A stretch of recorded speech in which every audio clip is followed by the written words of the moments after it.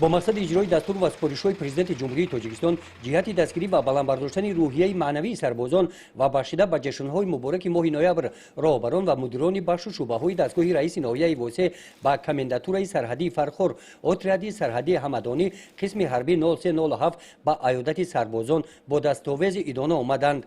این دستاویز از نام مقامات اجرایی حکومت دولتی ناحیه موادهای غذایی به مقدار حجما کلان عبارت بوده، همچنین نان و کلچه‌های در خانه از نام مادران واسگی پخته شده و دسترخوان سربازان رسانیده شدند.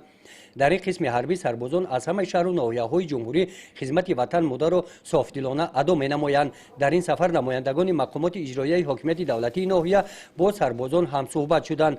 در صحبت سربازان گفتند که برگزاری چنین واقعی و صحبت‌ها روحیه آنها را بلند می‌بردارد.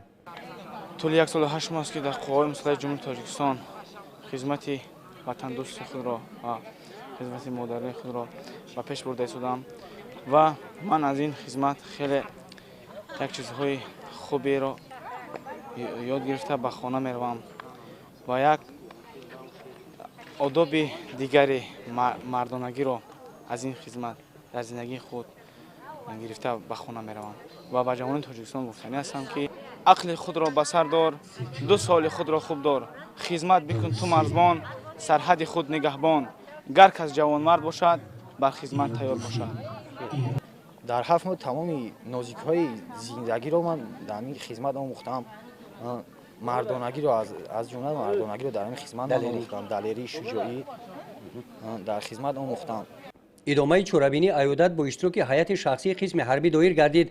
در این واقعه رئیس ناحیه واسه سربازان و افسران قسم حربی را با ایده‌هایی که در این ماه جشن گرفته شدند تبریک نموده برای خدمت صافدلانه در صفای قواهای مسلح جمهوری تاجیکستان و حفظ سرحد دولتی برای کامیابی‌ها تمنا کردند. در این روز از نام مقامات اجرایی حکومت دولتی ناحیه واسه برای سربازان و افسران ضیافت عیدانه آراسته گردید.